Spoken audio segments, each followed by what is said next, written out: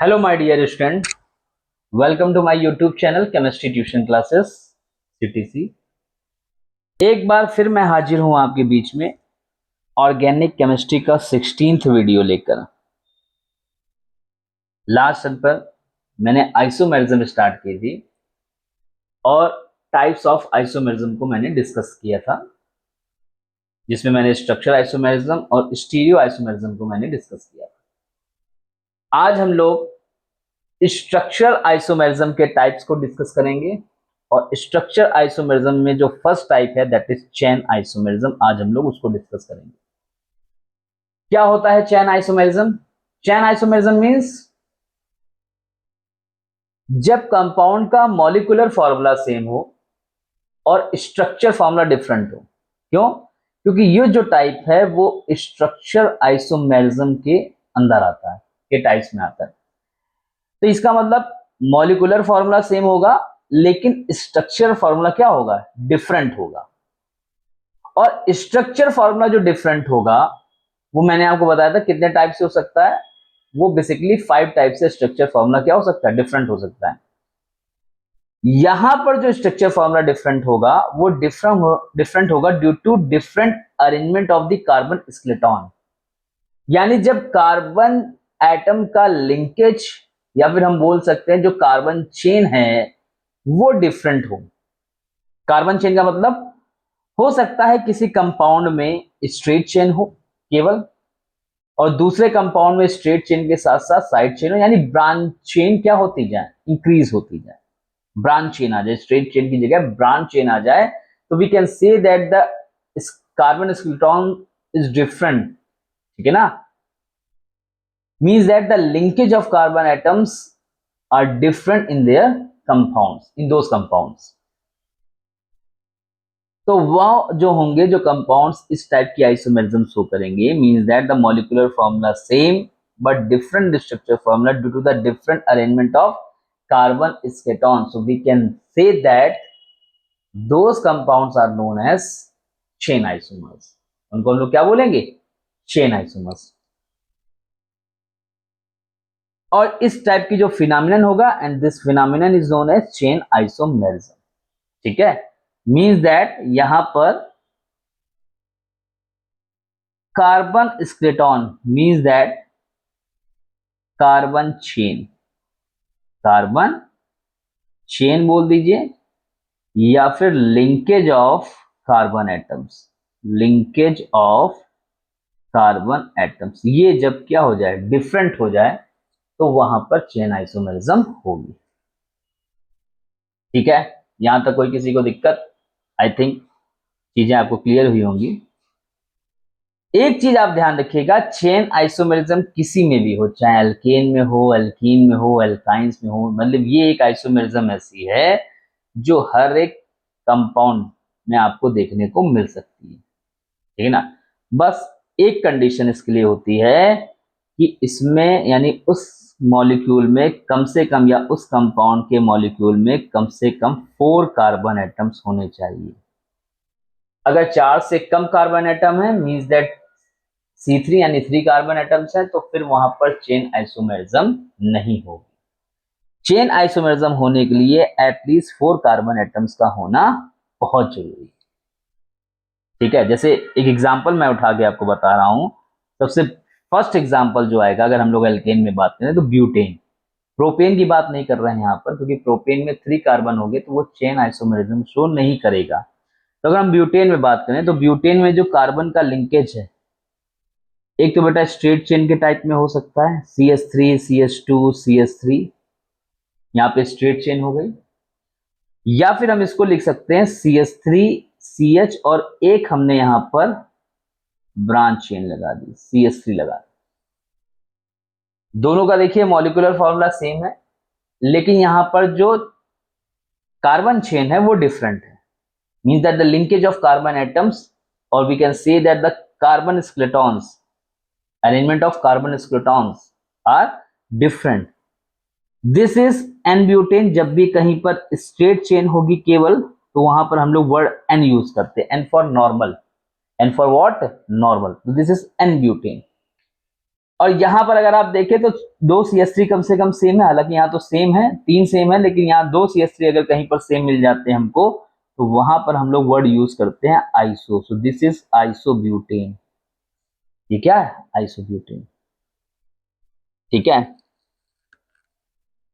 और इसका IUPAC name क्या हो जाएगा? 2 मेथाइल प्रोपेन। दिस तो आईयूपीएसी नेम भी मैं लिख देता हूं। देखिए आईयूपीएसी नेमिंग से ही आप लोग क्या करेंगे? चेन आइसोमेरिज्म को पता करेंगे। जैसे मान लीजिए 2 कंपाउंड है, 2 कंपाउंड के हो सकता है स्ट्रक्चर आपको डिफरेंट देखने में लगे, लेकिन एक्चुअल में डिफरेंट होना, अभी मैं इसको डिस्कस करूंगा। तो वहां पर हम लोग देखेंगे आईयूपीएसी नेमिंग। तो चैन आइसोमेरिज्म के केस में, चैन हो या कोई भी स्ट्रक्चर आइसोमेरिज्म, कोई भी स्ट्रक्चर आइसोमेरिज्म हो, उसमें सब अगर हमें डिफरेंट देखना है कि एक जो कंपाउंड है वो डिफरेंट है और स्ट्रक्चर आइसोमेरिज्म शो करना है, तो सबसे पहले हम उनका आईयूपीएसी नेम देखेंगे। अगर आईयूपीएसी नेम डिफरेंट है so we can say that they are chain isomer, they are structure isomers.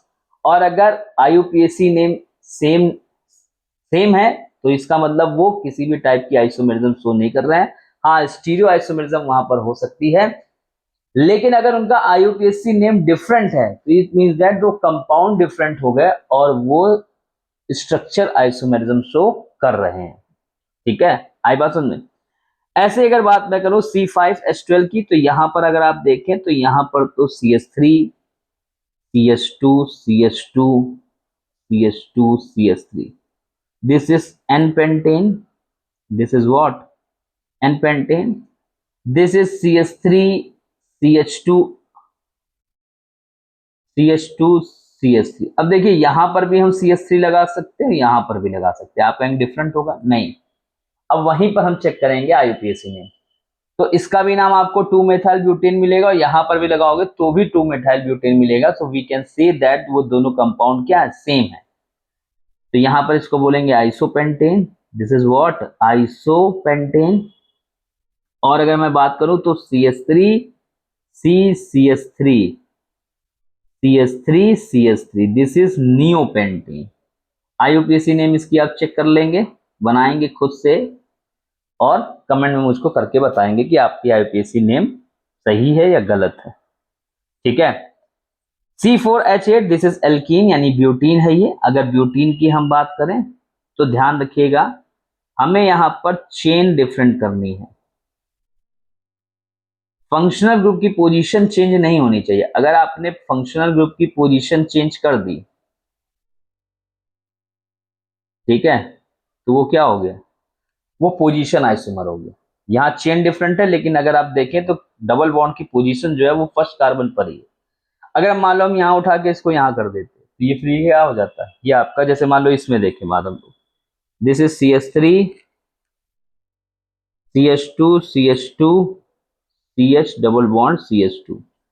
अब इसको हम ऐसे भी लिख सकते हैं CH3 CH CH3 CH double bond CH2। अब भाई अगर मैं यहां डबल बॉन्ड लगा दूं, क्या कर दूं मैं? यहां पर डबल बॉन्ड लगा दूं, ठीक है, तो ये पोजीशन चेंज हो गई। क्या हो गई? पोजीशन। CH3C CH3 और कोई बन पाएगा? और इसके साथ चेन आइसोमेरिज्म ना बन पाए। अगर मैं ये कर देता हूं तो ये पोजीशन आइसोमर हो गया। क्या हो गया ये? और अगर मैं यहाँ पे एक CH3 और लगा देता हूं तो फिर ये ब्यूटीन नहीं रहेगा, क्योंकि ये 5 वैलेंसी हो जाएंगी। क्या हो जाएंगे? तो ये पोजीशन आइसोमर, यानी ये चेन आइसोमर नहीं। चेन आइसोमर आपके यही दोनों हैं, दिस इज ब्यूट 1 इन और this is isobutene. IUPAC name बनाना चाहे तो आईयूपीएसी भी आप लोग नेम बना सकते हैं। ठीक, तो इस तरह से चाहे कोई भी किसी भी कंपाउंड का हमको अगर चेन आइसोमर्स पता करने हैं तो सबसे पहले हमें क्या देखना है? सबसे पहले हमें देखना है कि उसमें एटलीस्ट 4 कार्बन एटम्स हैं कि नहीं। अगर 4 कार्बन एटम है तो डेफिनेटली वो आइसोमेरिज्म क्या होगा? चेन आइसोमेरिज्म शो करेगा। अब बहुत जगह आपने आपके मन में ये क्वेश्चन भी उठ रहा होगा और कई लोग मुझसे ये पूछना भी चाह रहे होंगे, कई आपने ट्रिक्स भी देखी होंगी कि नंबर ऑफ कार्बन एटम से पता चल जाएगा कितने चेन आइसोमर्स हैं, कितने चेन आइसोमर्स हैं। तो ये सब बेटा बेकार की बातें हैं, ठीक है ना। ऐसा अभी तक कोई भी एक सिंगल फॉर्मूला नहीं है जो आपको ये बता सके कि कितने चेन आइसोमर पॉसिबल होंगे। उसके पीछे का रीजन ये है कि जब आप कार्बन एटम्स को इंक्रीज करते हो तो आइसोमर्स लीनियर फॉर्म में नहीं, आइसोमर्स एक्सपोनेंशियल पावर्स में क्या होते हैं, इंक्रीज होते हैं। जैसे अगर आप देखें यहां 4 कार्बन एटम्स थे तो इसके 2 थे, 5 हैं तो यहां पे क्या हो जाएंगे, इसके 3 हो गए। अगर हम 6 कर देते तो इसके 5 होते, क्या होते। लेकिन वही हम 7 कर देते तो फिर 9 हो जाते। तो कोई फिक्स नहीं है कितने हो इसके आइसोमर होंगे, तो वो आप अपनी तसल्ली के लिए कुछ 2-4 तक बना सकते हो, और 8 या 9 कार्बन के बाद तो कोई भी ट्रिक होगी वो क्या हो जाएगी, फेल हो जाएगी, ठीक है ना। तो अभी तक तो चेन आइसोमर्स का कोई भी ऐसा सिंगल फॉर्मूला नहीं पता चला है कि जिससे हम ये पता लगा सकें कि उसके कितने चेन आइसोमर्स होंगे। तो इस चक्कर में आप मत पड़िएगा, आप एक सिस्टमैटिक स्टडी कर रहे हैं, थोड़ा टाइम लगेगा। कॉन्सेप्ट आपके दिमाग में अगर एक बार घुस गया तो आपको सारी चीजें क्या लगेंगी, इजी लगेंगी। ये सब ट्रिक वगैरह के इन सब चीजों में मत पड़िएगा क्योंकि वो ज्यादा कारगर साबित नहीं होती, ठीक है। अगर होती तो मैं आपको जरूर बताता। चेन आइसोमर्स ये मैंने देखा, चाहे अल्कोहल हो चाहे जो कुछ हो, आप इस तरह से चाहे आप कुछ अपनी तरफ से मॉलिक्यूलर फॉर्मूले उठाइएगा बुक से या कहीं से भी, और आप उनके चेन आइसोमर क्या कीजिएगा, ड्रॉ कीजिएगा। अब हम बात करेंगे यहाँ पर कैरेक्टरिस्टिक्स ऑफ चेन आइसोमर, या चेन आइसोमर्स होने के लिए क्या क्या कंडीशन या क्या क्या हम लोग चेन आइसोमर में कुछ खास बातें हम लोग देख सकते हैं। तो ऊपर मैंने आपको डेफिनेशन में बता दिया, आपको समझ में आ गया होगा कि किसके लिए क्या कंडीशन होनी चाहिए।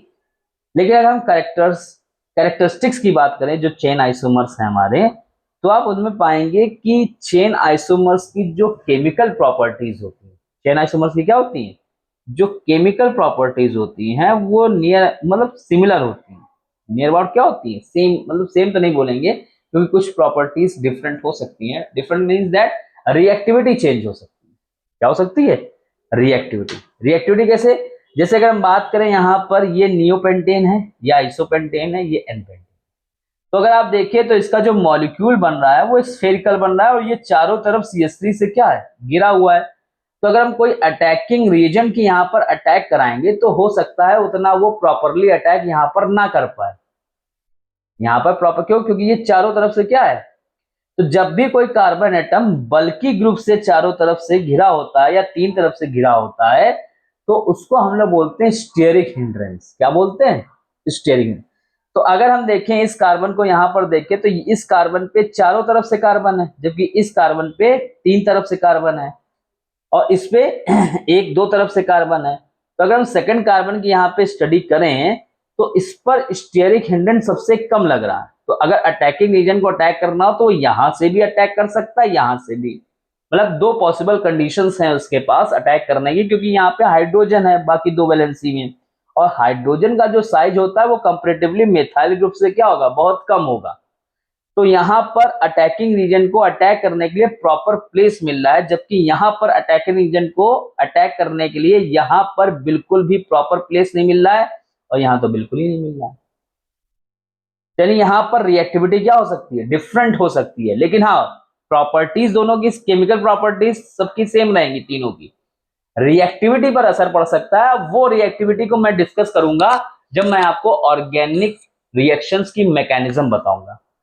तो अभी मैंने केवल आपको यहाँ पर यह बता दिया है कि यहाँ पर जो रिएक्टिविटी होगी वो किस तरह से डिफरेंट हो सकती है, तो वो स्टेरिक हिंड्रेंस की वजह से रिएक्टिविटी चेंज हो सकती है, ठीक है। बाकी अगर मैं फिजिकल प्रॉपर्टीज बताऊं तो फिजिकल प्रॉपर्टीज में तो आपको मेजर चेंजेस देखने को मिलेंगे।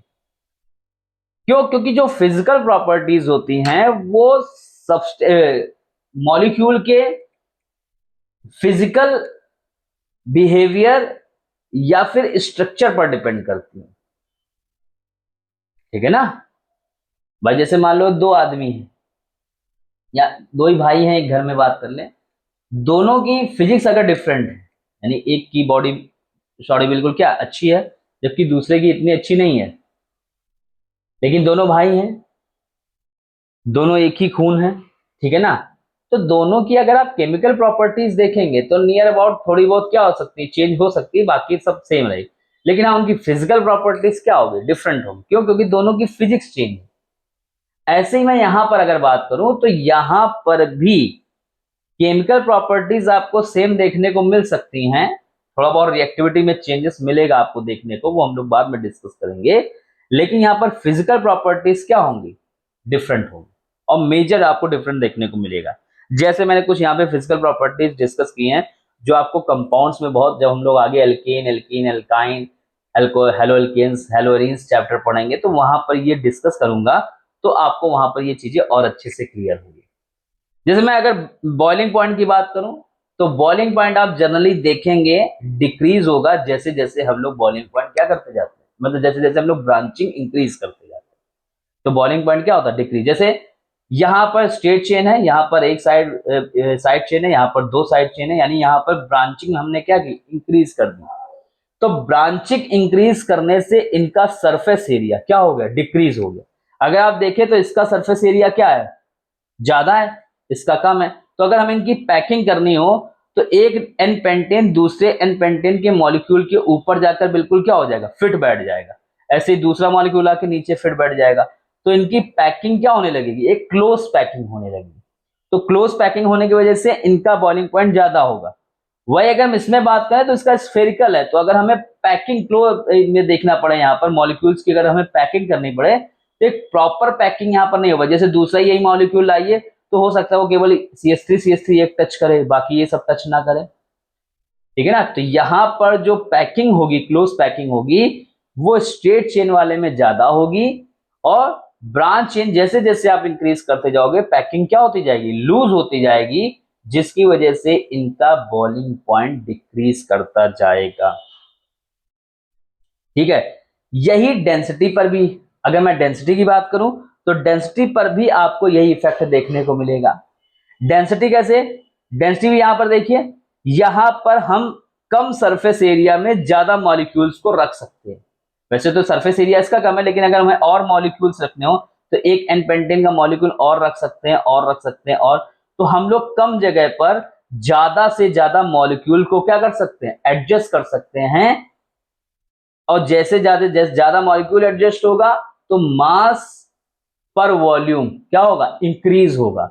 और जब मास पर वॉल्यूम इंक्रीज होगा तो डेंसिटी क्या होगी, क्योंकि डेंसिटी क्या होती है, मास पर वॉल्यूम ही होती है। डेंसिटी का मतलब क्या होता है, मास पर वॉल्यूम। तो पर वॉल्यूम यानी पर एरिया, अगर हम लोग यहाँ एरिया में भी बात कर ले तो पर एरिया पर वॉल्यूम में हम ज्यादा से ज्यादा मॉलिक्यूल्स को यहाँ पर रख सकते हैं। लेकिन अगर इसमें देखें तो वही बात यहाँ पर भी आ गई, क्लोज पैकिंग नहीं होगी, तो इसका मतलब हम लोग कम सरफेस, ज्यादा से ज्यादा कम सरफेस एरिया में कम से कम मॉलिक्यूल ही रख पाएंगे, ज्यादा से ज्यादा मॉलिक्यूल हम लोग नहीं रख पाएंगे। इस वजह से यहाँ पर डेंसिटी क्या होगी, डिक्रीज करेगी। डेंसिटी यहाँ पर क्या करेगी, डिक्रीज करेगी। ठीक है। मेल्टिंग पॉइंट का थोड़ा सा बिहेवियर क्या होता है, अलग होता है। मेल्टिंग पॉइंट का वैसे तो देखिए बॉइलिंग पॉइंट क्या हो रहा है, जनरली डिक्रीज होता है on increasing branching, but in case of melting point ये डिपेंड करता है कि मॉलिक्यूल किस तरह से क्रिस्टल लैटिस में पैक है। ठीक है, यहां पे सिस्टम उल्टा हो जाता है। अब अगर हम एक यूनिट सेल की बात करें जिसमें सिर्फ एक मॉलिक्यूल है, तो इस मॉलिक्यूल में देखें तो इस मॉलिक्यूल में CH3 क्या है, एक दूसरे से बहुत पास पास है। तो यहां पर अगर हम यूनिट क्रिस्टल लैटिस की बात करें तो यहां पर क्रिस्टल लैटिस की जो पैकिंग है वो क्या है, ज्यादा क्लोज होगी। यहां पर क्रिस्टल लैटिस की पैकिंग ज्यादा क्लोज नहीं होगी। और जब पैकेज की क्रिस्टल पैकेजिंग की जब स्ट्रांग हो जाती है, क्लोज हो जाती है, तो वहां पर मेल्टिंग पॉइंट इंक्रीज कर जाता है। वहां पर मेल्टिंग पॉइंट क्या, क्यों, देखिए मेल्टिंग पॉइंट हमेशा क्या होता है, मेल्टिंग पॉइंट हमेशा, मेल्टिंग मतलब जहां पर कोई सब्सटेंस मेल्ट होने लगे, यानी उसके पहले वो क्या कर रहा होगा, सॉलिड रहा होगा, और आपने उसको हीट दिया, आपने उसको मेल्ट करना स्टार्ट किया। तो अगर वो सॉलिड रहा है तो इसका मतलब जब भी कोई सब्सटेंस सॉलिड स्टेट में होता है तो वो क्रिस्टल है। ये एक सॉलिड स्टेट पहले हमारे क्लास 12 में एक चैप्टर हुआ करता था, अब वो उसको हटा दिया गया है। तो अगर आप लोग वो चैप्टर पढ़ेंगे तो आप लोगों को और ज्यादा से चीजें क्लियर होंगी। तो जब सिंगल मॉलिक्यूल की हम लोग बात करते हैं, तो सिंगल मॉलिक्यूल में अगर वो सॉलिड स्टेट में है तो वहां पर उसको क्रिस्टल लैटिस पे बात करते हैं हम लोग, ठीक है ना। और क्रिस्टल लैटिस मतलब क्रिस्टल लैटिस के अंदर भी एक छोटी, सबसे छोटी यूनिट होती है जिसको हम लोग यूनिट सेल बोलते हैं। क्या बोलते हैं? बेसिकली यहाँ पर यूनिट सेल, ये जो एक मॉलिक्यूल है this is basically unit cell की बात करें तो यूनिट सेल पे अगर आप देखेंगे तो यहाँ पर जो पैकेजिंग होगी वो ज्यादा क्लोज होगी कंपेयर टू इसके। तो यहां पर आपको इन बॉन्ड को थोड़ा लूज करने के लिए आपको ज्यादा एनर्जी देनी पड़ेगी, यानी यहां पर मेल्टिंग पॉइंट क्या होगा, नियोपेंटेन का जो मेल्टिंग पॉइंट होगा वो नॉर्मल पेंटेन से बहुत ज्यादा होगा। बॉइलिंग पॉइंट कम होगा लेकिन मेल्टिंग पॉइंट ज्यादा, वो इस बात पर डिपेंड करता है, ठीक है। तो ये हम लोगों ने देखा चेन आइसोमेरिज्म को। मैंने कम टाइम में बहुत वीडियो को कंसाइज करके आपको ज्यादा से ज्यादा कॉन्सेप्ट समझाने की कोशिश की है और आई होप आपको थोड़ा मदद मिलेगी। वीडियो अगर एक बार में ना समझ में आए तो आप इसको 2-3 बार देखिए। आप अभी से अगर कॉन्सेप्ट क्लियर करते चलेंगे तो आपको आगे चल के ऑर्गेनिक केमिस्ट्री बिल्कुल आपको इजी लगेगी। तो इसको अच्छे से करिए, पढ़िए स्टेप बाय स्टेप और क्वेश्चन की प्रैक्टिस जरूर कीजिए। मैं पीडीएफ भी आपको सेंड करूंगा, थोड़ा सा मैटर मैं अभी कलेक्ट कर रहा हूं।